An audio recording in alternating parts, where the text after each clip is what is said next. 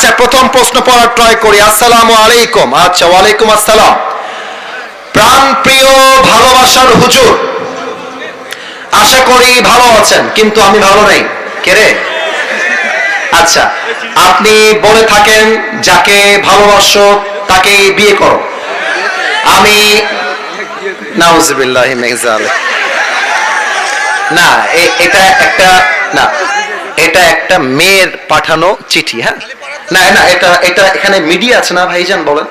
সে একটা প্রপোজাল মূলক কথা লিখেছে, এটা মিডিয়াতে যাওয়া যাবে না। আমাদের দর্শনের একটা সুনাম আছে, আমরা চাই না এই সুনামটা নষ্ট হয়ে যাক, ঠিক না বলো? প্রিয় বোন, আমার পেছনে লাইন দিয়ে লাভ নাই, আপনি অন্যদিকে যান। আল্লাহ আপনাকে দিনদার নেককার স্বামী দান করুক। পরে সবাই আমিন। হুজুর, আমি আমার জীবনে 9টা মেয়েকে বাড়ি থেকে পালিয়ে নিয়ে এসে বন্ধুদের সাথে বিয়ে দিয়েছি, কারণ তাদের মধ্যে হারাম সম্পর্ক ছিল এবং তাদের পরিবারের কেউ তাদেরকে বিয়ে দিতে রাজি ছিল না। মেয়েগুলোর অন্য জায়গায় বিয়ে দিচ্ছিল, এই জন্য পালিয়ে নিয়ে এসে বন্ধুদের সাথে বিয়ে দিয়েছি। এতে কি আমি পাপ করে ফেলেছি? এটা আমার না। আচ্ছা, রাগ করবা না, এটা আপনাদেরকে কে দিয়েছে? যুবকরা দিয়েছে এটা? আচ্ছা, যুবকরা দিয়েছে। মহান ব্যক্তি মনে হয় এখানে উপস্থিত রয়েছে। আমি তাকে বলবো, যাকে পছন্দ তাকেই আমাদেরকে বিয়ে করতে হবে। যুবক ভাই, তবে খেয়াল করবা, কার মেয়ে নিয়ে আসছো সাবধানে নিয়ে আসবা। ভুলে ভালে ভিন্ন মেয়ে তুলতে গেলে কিন্তু তোমার পিঠের চামড়া একটাও থাকবে না। তবে আমার যেটা মনে হয়, পালিয়ে বিয়ে করাটাকে আমি সাপোর্ট করি না, ইসলামও সাপোর্ট করে না। তবে যারা পালিয়ে বিয়ে করে, এরা সাদে সাদে পালিয়ে বিয়ে করে না। আরে দেয়ালে পিঠ থেকে মানুষ পালিয়ে বিয়ে করতে বাধ্য হয়। আমার তো মনে হয়, যুবকের বাপ যদি যুবককে রাইট টাইমে বিয়ে দিয়ে দেয়, আরে পালিয়ে বিয়ে করবে কেন? ধুমধাম করে সবার সামনে বিয়ে হবে। এখন দেখা যায় যুবকটা বিয়ে করতে চায়, বাপ বলে তুই তোর নিজের পায়ে দাঁড়িয়ে তারপরে বিয়ে করবি। মেয়েটা বিয়ে করতে চায়, বাপ মা বলে তোর বয়স এখনো 18 হয় নাই। আমি দর্শনার কাছে প্রশ্ন রাখতে চাই, 18 বছরের আগে যদি একজন মেয়ে বিয়ে করতে না পারে, 16 বছরের মেয়ে টিকটকে নেচে বেড়ায়, এই আইনটা কোথায় থেকে আসবে? যুবক ভাই বলো। 16 বছরের মেয়ে টিকটকে নাচতে পারবে, পার্কে গিয়ে প্রেম করতে পারবে, হোটেলে গিয়ে বয়ফ্রেন্ড নিয়ে নষ্টামি করতে পারবে, হালাল ভাবে বিয়ে করতে পারবে না। এটা প্রমাণ হয়ে যাচ্ছে পার্লামেন্ট চলছে আল কোরআন দিয়ে নয়, পার্লামেন্ট চলছে পশ্চিমা আমেরিকার সভ্যতা দিয়ে। যুবক ভাইরা, আল্লাহ যুবকদেরকে হালাল ভাবে বিয়ে করার তৌফিক দান করে। পরে সবাই আমিন। এখানে যুবকদের প্রায় প্রশ্ন সেম। অনেকে বিয়ে করতে চায়, আব্বা আম্মা বিয়ে দিতে চায় না। আমার কথা, লাস্ট কথা বলে দোয়া করে দিব, একটু সবাই 2 হাত তোলেন। সবাই কেউ যেন বাদ না যায়। সবাই একটা কাশি দেন। আরে যা যা বলতে বলবো সবাইকে তাই বলতে হবে, হাত নামানো যাবে না। বলেন সবাই আওয়াজ দিয়ে একবার, আল্লাহ। না, আওয়াজটা কমে গেছে। আল্লাহ। এবার দিল থেকে বলেন, ও আমার আল্লাহ, আমি তোমার। এই কাউসার, গাড়িটা এই পাশে নিয়ে আসে, এই পাশে রোড আছে কিন্তু, এটা রোড। বলেন আরেকবার, আমি তোমার শাহী দরবারে দিল থেকে তওবা করছি। এদিকে কত আওয়াজ রে বাবা, আপনাদের আওয়াজ কম পেলাম কেন? তওবা করছি।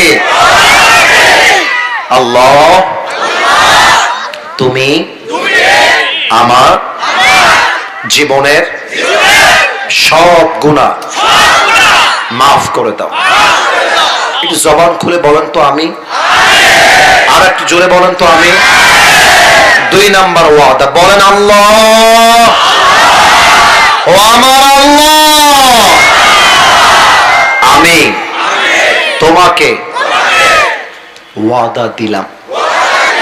না, এটা আসতে হলে আমি দোয়ার দিকে যাব না। বলেন, ওয়াদা দিলাম, আজ থেকে 1 ওয়াক্ত নামাজ। না, হাসি মুখে না, সিরিয়াস হয়ে। হ্যাঁ, এটা খুব দামি একটা ওয়াদা, বিশ্বাস করেন। একটা যুবক যদি এই ওয়াদা পালন করতে পারে আজকের মাহফিলটা সফল হয়ে যাবে, ঠিক কিনা বলে? বলেন ওয়াদা দিলাম আজ থেকে এক ওয়াক্ত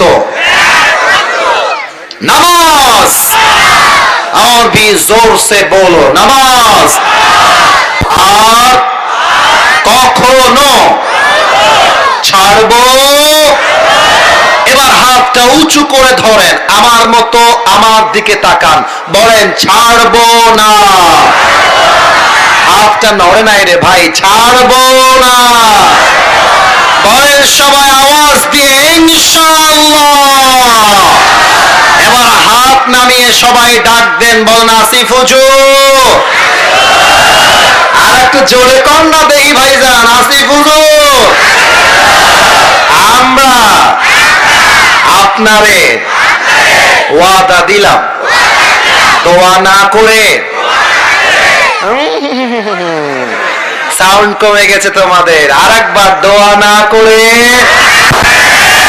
আমরা কেউ উঠে যাব না। নে এটা খুলনার দিকে বলে, এদিকে বলো নাকি? এদিকেও বলে? তাহলে আরেকবার জোরে কম দিই ভাই, যাবো না রে। জোরে সরে বলে ইনশাআল্লাহ। এবার যদি দোয়ার মধ্যে কেউ সেলফি তুলতে, আমার জীবনটা ভাই কাহিল। এই যে আমার হাত এখনো আব্বাজান এখনো রক্ত জমে আছে, এখানে কাটা এখানে কাটা। ছেলে পেলে কি করে দেখেন, আমাকে ধাক্কা দিয়ে মাটিতে শুয়ায় দেয়, আমি শুয়ে থাকি, ওই শালা শুয়ে থেকেই সেলফি তোলে।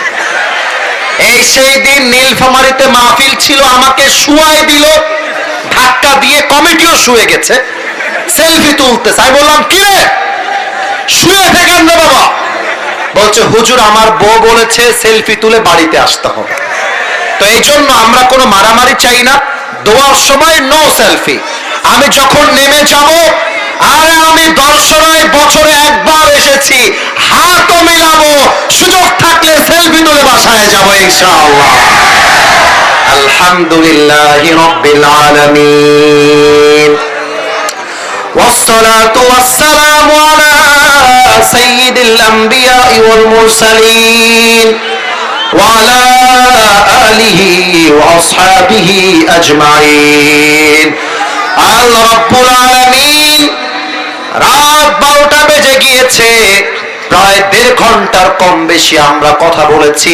আমাদের কথার মাঝে ভুল ভ্রান্তি হতে পারে, আল্লাহ রাব্বুল আলামিন ভুলগুলো ক্ষমা করে দিয়ে সবাইকে তুমি সঠিক কথা অনুযায়ী আমল করার তৌফিক দান করে দাও আল্লাহ। আমার চোখে আমি দেখতে পাচ্ছি আজকের এই মাহফিলে 95 ভাগেরও বেশি আমার কলিজার টুকরা যুবক ভাইরা এসেছে। মাত্র 3-4 জন ছাড়া সবাই চাতক পাখির মতো দাঁড়িয়ে আছে, বসে আছে। আল্লাহ আমি তোমার শাহী দরবারে দিল থেকে দোয়া করছি, আল্লাহ সমস্ত যুবককে তুমি হালাল ভাবে বিয়ে করার তৌফিক দান করে দাও আল্লাহ। যে যুবকরা বিয়ে করতে চেয়েও বারবার ব্যর্থ হচ্ছে, সবার জন্য তুমি বিয়ের রাস্তাকে সহজ করে দাও আল্লাহ।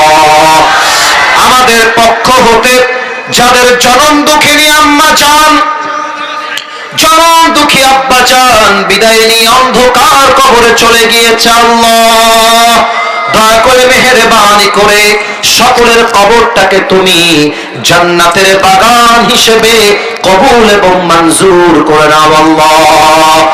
আল্লাহ রাব্বুল আলামিন, এই মানুষগুলো ঠান্ডার ভেতরে রাত প্রায় 12টা বেজে পার হয়ে গিয়েছে, এত লম্বা সময় বসে আছে টাকার জন্য নয়, বিরিয়ানির জন্য নয়, একমাত্র তোমার নবীর ভালোবাসা, একমাত্র তোমার রাসূলের ভালোবাসা।